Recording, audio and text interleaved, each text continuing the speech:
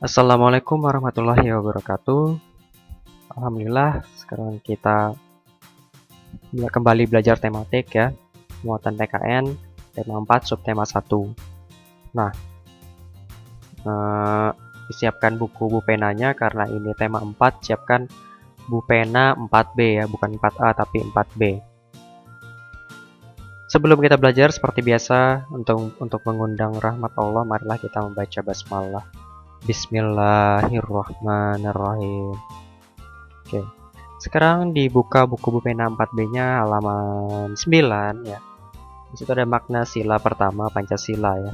Pancasila setiap hari Senin biasanya kita baca bersama pada saat apel bendera ya. Tidak cuma dibaca tapi juga kita harus amalkan ya. Nah, hari ini kita fokus ke sila pertama ya, yang berbunyi ketuhanan yang Maha Esa. Bunyinya seperti itu. Tapi cara pengamalannya seperti apa? Cara kita melaksanakan itu di kehidupan sehari-hari bagaimana? Yang pertama, percaya kepada Tuhan yang Maha Esa. Artinya apa?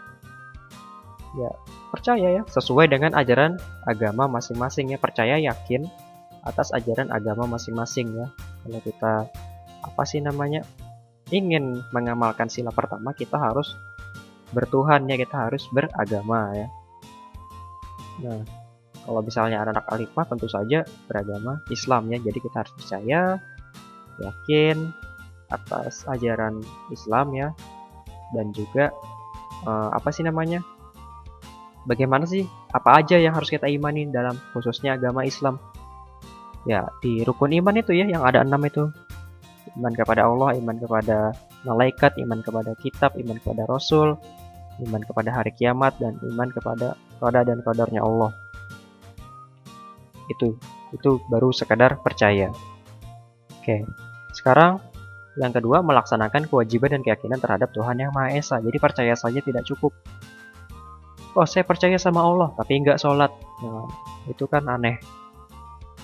Jadi selain percaya, kita juga harus yakin akan apa yang kita percaya. Selain percaya, kita juga harus melaksanakan kewajiban atas apa yang kita percayai. Kewajiban dari umat Islam? Kewajiban dari agama Islam apa aja? Kita sebagai umat Islam apa yang harus kita lakukan? Kan kewajiban kan yang harus kita lakukan.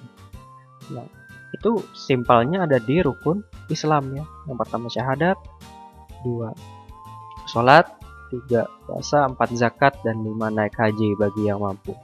Dan itu kewajiban umat Islam ya, 5 itu.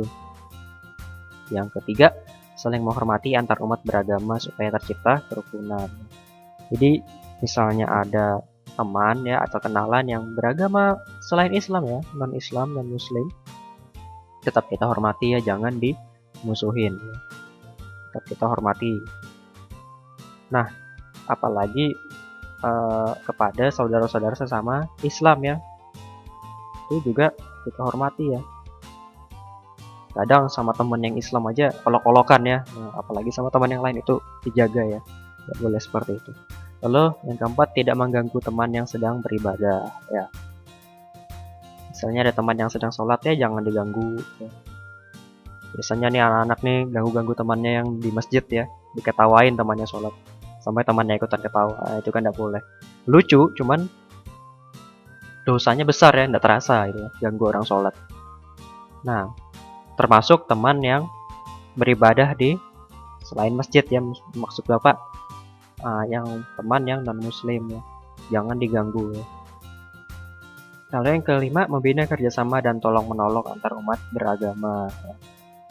Nah, saling tolong menolong antar manusia ya, meskipun berbeda agama ya. Karena jika kita butuh pertolongan, mereka juga yang akan menolong, seperti itu. Oke. Belum, masih di halaman 9. Di situ ada ayo berlatih. Kita bahas bersama. Nomor 1, Benny dan Jonas ingin mengajak Dedi bermain sepak bola.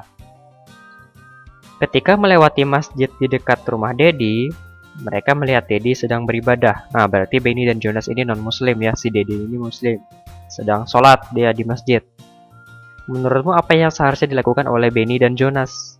Ya, apa yang harus Benny dan Jonas lakukan? Ya tentu saja Kalau kita mengamalkan Pancasila sila pertama ya, kita harus hormati orang lain yang sedang beribadah ya. Di situ Dedi sedang beribadah ya, hormati, tunggu dia selesai sholat, baru diajak main bola. Yang kedua, saat jam istirahat, Fitri dan teman-temannya pergi ke kantin untuk membeli makanan. Fitri dan teman-temannya pun duduk bersama di meja makan. Sebelum makan, apa yang harus dilakukan Fitri dan teman-temannya sebagai bentuk pengamalan sila pertama Pancasila? Nah, karena sila pertama Pancasila berbunyi ketuhanan yang Maha Esa ya, untuk mengamalkannya sebelum kita makan di kantin ya baca doa, jangan langsung diraup aja tuh makanan. Baca doa ya, sesuai agamanya, keyakinannya masing-masing. Nah, kita di sini apa sih namanya, umat Islam sudah tahu sendiri kan, tiap sebelum istirahat kita pasti membaca doa sebelum makan. Nah, yang ketiga, tuliskan 3 sikap yang menunjukkan pengamalan sila pertama Pancasila. Tadi sudah menghormati teman yang sedang beribadah. Yang kedua tadi apa, membaca doa sebelum makan. Yang ketiga ya terserah ya, bisa membantu antar umat beragama ya, tidak mengolok-olok agama lain ya. Banyak ya cara kita mengamalkan sila pertama Pancasila, melaksanakan kewajiban-kewajiban kita ya, sholat itu ya termasuk. Oke, nomor selanjutnya ada di halaman 13. Bersikap jujur untuk pengamalan sila pertama Pancasila ya. Salah satu pengamalan sila pertama Pancasila adalah taat kepada Tuhan Yang Maha Esa. Setiap agama tentu mengajarkan setiap pemeluknya untuk bersikap jujur. Bersikap jujur tidak akan merugikan kita ya. Nah, jadi bersikap jujur itu termasuk dalam pengamalan Pancasila sila pertama ya.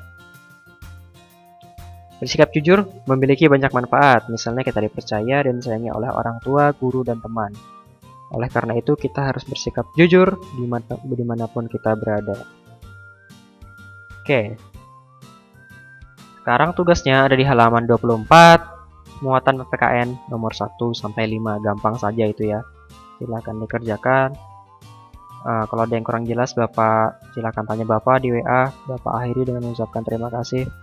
Walhamdulillahirabbil alamin. Wassalamualaikum warahmatullahi wabarakatuh.